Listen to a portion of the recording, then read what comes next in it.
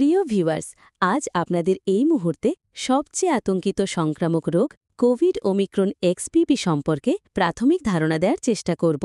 ভিডিওতে স্কিপ না করে শেষ পর্যন্ত দেখবেন।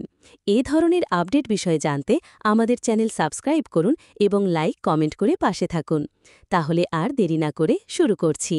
কোভিড ওমিক্রন এক্সপিভি হল করোনা ভাইরাসের একটি নতুন রূপ, যা ওমিক্রন ভ্যারিয়েন্টের একটি উপধারা।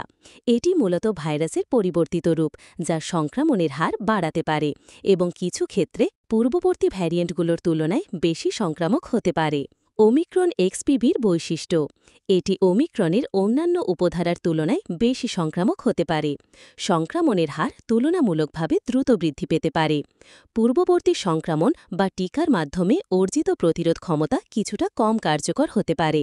সাধারণত হালকা থেকে মাঝারি উপসর্গ দেখা যায়, তবে কিছু ক্ষেত্রে গুরুতর হতে পারে। উপসর্গ: ওমিক্রন এক্সপিভি সংক্রমণের ফলে সাধারণত নিম্নলিখিত উপসর্গ দেখা যেতে পারে: জ্বর, কাশি, গলা ব্যথা, ক্লান্তি, মাথা ব্যথা, শরীরে ব্যথা, স্বাদ বা গন্ধের পরিবর্তন কিছু ক্ষেত্রে। প্রতিরোধ ও সতর্কতা: মাস্ক পরিধান করা, সামাজিক দূরত্ব বজায় রাখা, হাত ধোয়ার অভ্যাস বজায় রাখা, টিকা নেওয়া এবং বুস্টার ডোজ গ্রহণ করা, জনসমাগম এড়ানো।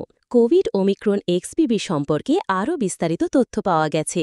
এটি ওমিক্রনের একটি উপধারা, যা সংক্রমণের হার বৃদ্ধি করতে পারে এবং পূর্ববর্তী ভ্যারিয়েন্টগুলোর তুলনায় কিছুটা বেশি সংক্রামক হতে পারে।